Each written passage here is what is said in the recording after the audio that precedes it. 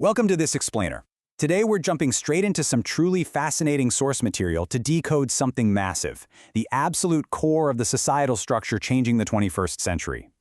Based on a deep dive review of the book Muskism, The New Era of Monopoly by Quinn Slobodian and Ben Tarnoff, we're going to explore how Elon Musk is fundamentally rewriting the relationship between individuals, technology, and the state.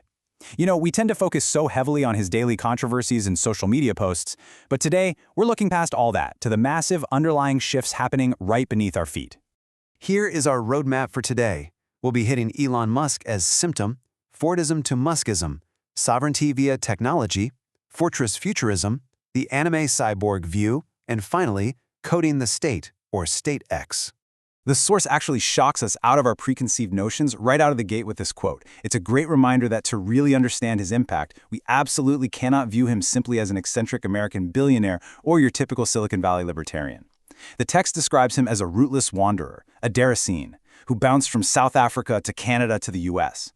The authors make this really compelling argument that his psychological landscape wasn't formed by the American Wild West frontier, but actually by a very specific artificial society in his youth. So the crucial question we have to ask ourselves right at the start is, what kind of hidden socioeconomic regime is actually being constructed behind the scenes? I mean, if he doesn't have a natural allegiance to the traditional nation-state and is freely building gigafactories in China, the Middle East, Europe, and India, what is the ultimate goal here? That brings us to Section 1, Elon Musk as a symptom.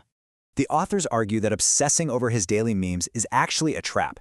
Because those things are so immediate and familiar, they create this blind spot that makes us completely miss the underlying backbone of the 2020s. He's actually a symptom of an entirely new era. To put his true scale into perspective, the source notes that by June 2026, driven by SpaceX going public, he became history's first trillionaire.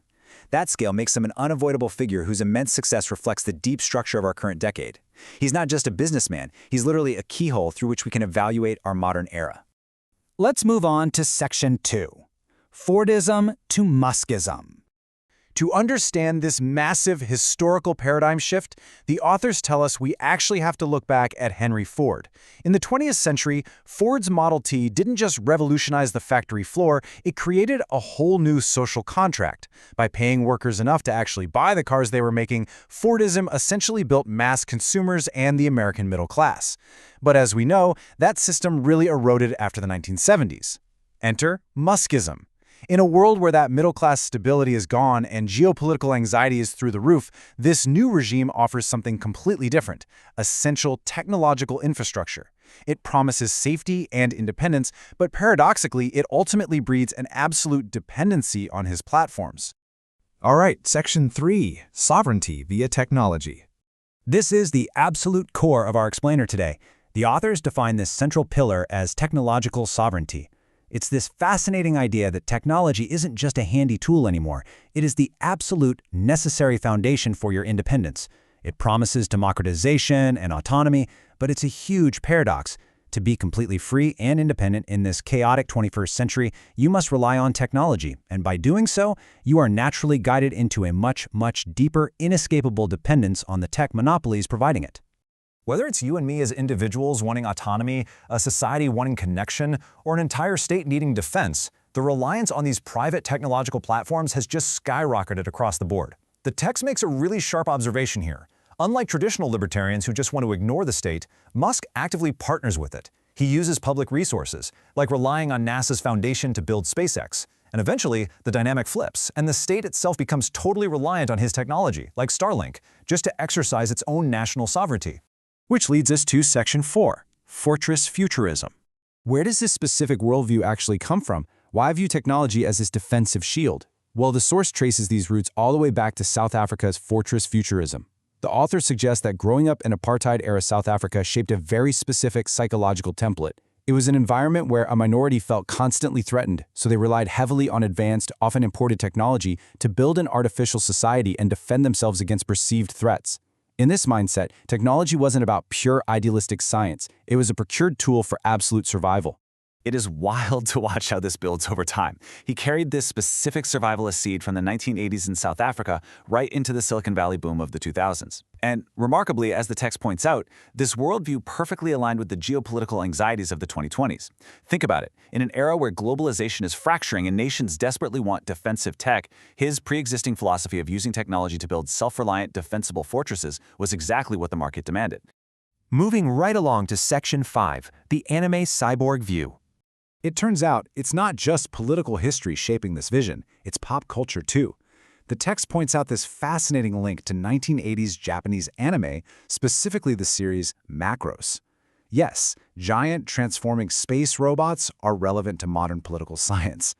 In Macross, humanity survives inside a massive, city-sized spaceship that literally transforms into a giant robot. The source suggests this heavily influenced a worldview where society itself is viewed as a giant, controllable machine, or a mech. In this view, complex social structures aren't organic, messy things. They are artificial systems that can be entirely managed, transformed, and debugged by human pilots and artificial controls. This leads directly to what the authors call the cyborg collective. In this view, literally everything, from our physical bodies via brain-machine interfaces to social media networks to space infrastructure, they are all just components of a massive integrated cybernetic system. The whole shebang needs to be managed and defended against viruses, which honestly is probably why he so frequently refers to ideas he dislikes as the woke mind virus. From this perspective, it's literally viewed as buggy code attacking the system. And that brings us to our final section, Section 6, Coding the State, or State X. This is where the philosophy of the giant controllable robot meets actual government. The authors note that this regime views the government simply as a buggy operating system. It's just a messy data set. The goal is to debug it, much like the efforts we've seen with the proposed Department of Government Efficiency, or DOGE. The ultimate endgame here is to strip the state's traditional, inefficient power and replace traditional political circuits with efficient, code-driven tech monopolies. The state just becomes another platform to be optimized by a system administrator. The source presents a stark objective contrast here. Democratic states rely on the sovereignty of the people, right? Citizens select representatives through a political circuit. But under State X, when tech companies legally absorb state functions to provide our core infrastructure, those democratic pathways just vanish. As the text bluntly points out, you cannot vote out a CEO who holds 80% of the voting rights in a private space monopoly. So as these platforms increasingly act in symbiosis with the state to provide our absolute core infrastructure, the source text leaves us with this final, chilling question. In this new era, are we still citizens of a democracy, or are we slowly transitioning into subjects of a technological platform? That is the core of the societal structure being changed today. It's a lot to think about. Keep questioning the infrastructure around you, and we will see you next time.